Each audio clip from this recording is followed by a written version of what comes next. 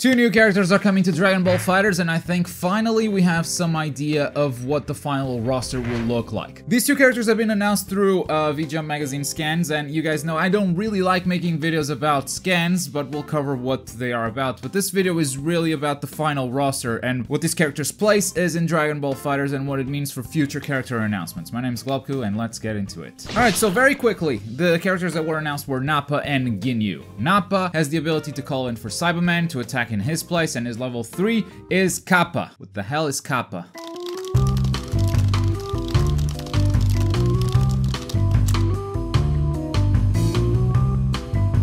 Oh, it's the beam that he shoots from his mouth. Oh, that makes sense. There's a screenshot on the scan. And Ginyu is also able to call in for help. He doesn't call for Cyberman, but he calls in for the rest of the Ginyu force.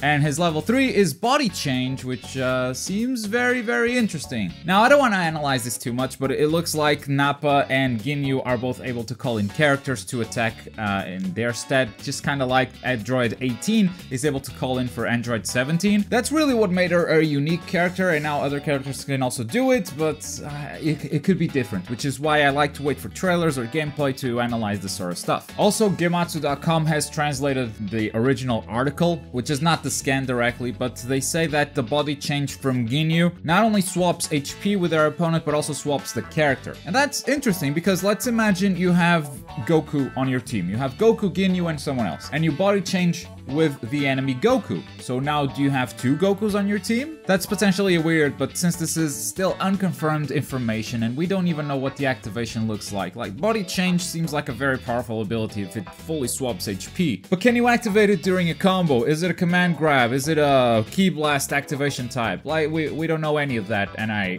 really don't like it when YouTubers just speculate too much based on scans. That's why I like to wait for the actual trailers or gameplay. So we're not gonna speculate anymore. We're gonna look at what these characters' announcements mean for the overall roster in Dragon Ball FighterZ. Now, there were a lot of people requesting some Dragon Ball Super characters to be in this game, and so far I think Arc Systems has been a little ambivalent when it comes to character announcements. First, they announced Dragon Ball Z characters with Super Saiyan Goku, Vegeta, Teen Gohan, Frieza, Majin Buu, and Cell. Now, granted, Goku and Vegeta also show up in Super, and that ambivalence kept going through the entire announcement. We had Future Trunks, who was in both series. Android 18 and 17 were also in both, but then we had Android 16, which was only in Dragon Ball Z, never showed up in Super. Krillin was also in both. Piccolo was also in both. Yamcha, who never really fought in Super, but he's also a character that showed up. Tien, who was also in both Dragon Ball Z, Dragon Ball Super, also the original Dragon Ball, but he shows up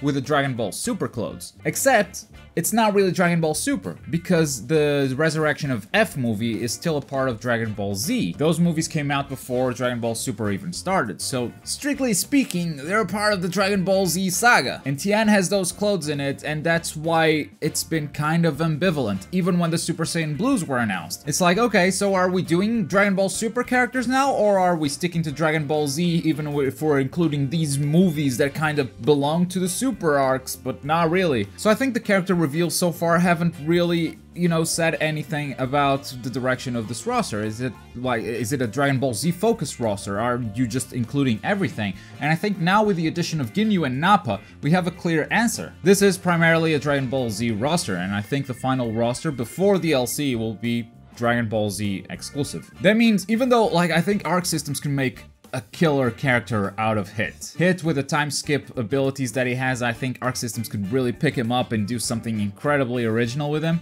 But now I'm not so sure that he'll be in the final roster, at least at launch. Given the recent episodes of Dragon Ball Super, there's a lot of people also asking for Jiren. And Jiren, even though he has some unique attacks, Jiren's gimmick is being overpowered, so I don't know how interesting Arc Systems thinks this character is, but I also wouldn't be surprised if he ends up being a DLC character in the future. Seriously, the only thing that is Dragon Ball Super exclusive in this game is Goku's level 3 super, in which he activates the Kaioken with the Super Saiyan Blue. He did that against Hit in the anime. He never did that in the manga, by the way. But in the anime, he did that in his fight against Hit, and that's the only place where Super Saiyan Blue with Kaioken has ever showed up. Other than that, Super Saiyan Blues were in Resurrection of F, so I guess technically they belong to Dragon Ball Z. And now we have 17 announced characters, and I'm sticking with my final number at 24. I think 24 will be the number of characters characters in the roster at launch, and that's because this is a 3v3 game, 24 is a multiple of 3, and looking at previous games from Arc Systems, that's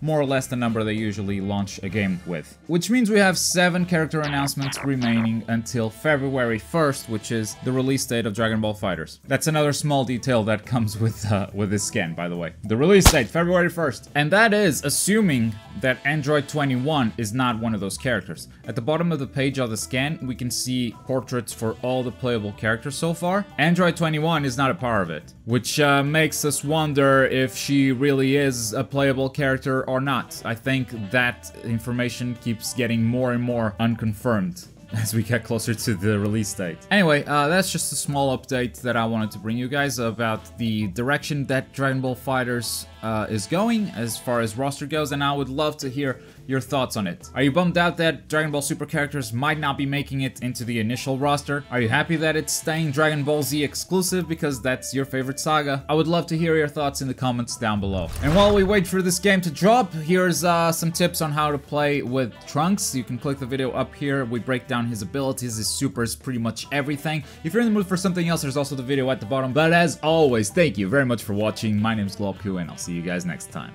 Bye!